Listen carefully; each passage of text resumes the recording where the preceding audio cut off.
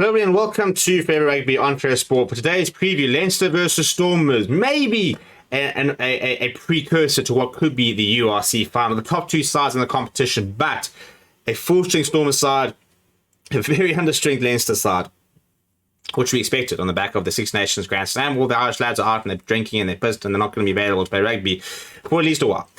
So it's very much a young Leinster side that will be taken to the park against the Stormers. It's good, very good Stormers side. A lot of the Springboks back. Stephen Kitsoff, Damien Willemse, Marvin Ory, all the big names back, apart from a couple of injuries.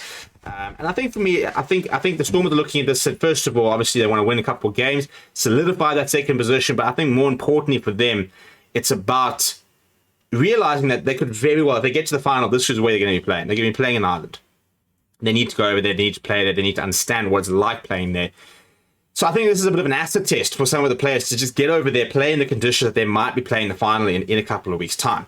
And in terms of the players that they've gone over, we're going to look at them in a second. We'll start with Leinster. And before we do, please do smash like on the video. Please do subscribe to the channel as well. This is the Leinster side. And again, a lot of people won't recognize a lot of the names. Rhys Ruddock, who always seems to pop up in these sort of sides, captains the side, and you know what you're going to get from him, and that is world-class work rate and just relentless ball carrying and aggression from him. He's a world-class player, he really is, and he's a fun player to watch. It's a good Leinster side though, despite they obviously got a lot of players missing, but it's still not a dreadful side. You've got Michael Milner, John McKee, and Michael Alala-Toa. Alala-Toa is a really good tight end, proper world-class tight end. And I think that he will provide a reasonable stern test. Ross Maloney, Jason Jenkins in the second row. Very keen to see how Jason Jenkins goes. A player that we kind of really keep waiting for him to kind of pop up back on the Bok radar. He's in the SAA side, but this is a nice opportunity to see exactly where he's at and whether he still could be a potential Bok bolter maybe for the World Cup. You then got Rhys Ruddock next to Scott Penny and Max Deegan completing that pack. Luke Begard next to Harry Byrne is the halfback pairing. Dave Kearney, Rob Russell, the two wings. Jordan Lamour. He's a nice player. I actually quite like watching him at fullback. And then you've got Kieran Frawley and Liam Turner in the centres. Off the bench, but yeah, this is where a lot of people I don't think will recognise most of the players. Lee Barron, Ed Byrne, Vaktan Abduladze, Brian Deeney, Will Connors, Nick McCarthy, Charlie Tector. He's a nice player. I quite enjoy watching him. And then you've got Brendan Brownlee. Maybe more importantly, or rather more interestingly, Stormers have gone proper full strength. Look at the Stormers side. Stephen Kitsoff, Joseph Weber, Frans Malherbe. That is a Springbok front row. Ruben van Heerden, Marvin Ory. That's their two best locks. Dion Free, Ben Jason Dixon, Hachiba Daimani. There's no Evan Roos, but in his absence, Daimani's been doing it. So basically, in theory, if Evan Roos comes back, Daimani shifts to the 7, Evan Roos takes the 8, and that is their strongest pack. That is the strongest pack. So and I've been very impressed with Ben Jason Dixon. I think he's been going through a lot of work, a very different type of player to maybe when Hachiba Daimani is occupying the 7 jersey, but incredibly hardworking, incredibly effective, and I've been very impressed with him. Paul de Vet next to Mike Liebach, Sinatla Suleiman Hartzenberg, the two wings, Clayton Rummick at full back, Damien Willemse back in the side and inside centre where he really just loves to just cook. Dan Duplessis outside centre.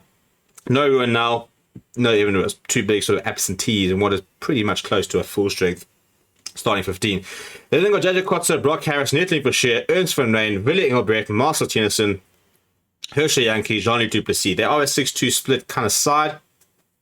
And again, it's difficult to see the type of players that would actually come into the side if it were a final tomorrow. A bit like all this. I think we've actually seen four very full strength South African sides across all the fixtures. I don't think that too many South African sides will be making a lot of changes to their teams if they were to name their strongest side. I think we're very much there with all our South African sides this weekend in the URC, and maybe it's the fact that a lot of the Northern Hemisphere teams are all weakened, and they're going to say, right, well, whilst they're weakened for maybe 1 or 2 games, let's capitalise, let's grab a couple of victories, get ourselves into where we need to get ourselves, so when all these big international stars come back as they prepare for the Champions Challenge Cup run-in, we've already got ourselves there, and we've got a bit of momentum. Because momentum is a strange thing. You get some momentum, mentally, you go and beat Leinster away.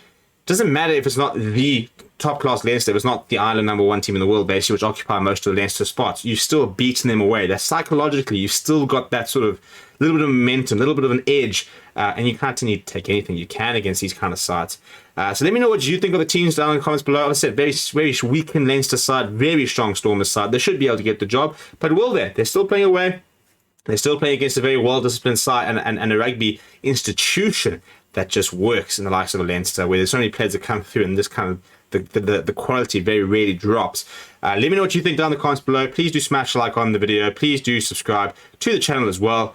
Thank you very much for watching. My name is Steven. I'll chat to you soon.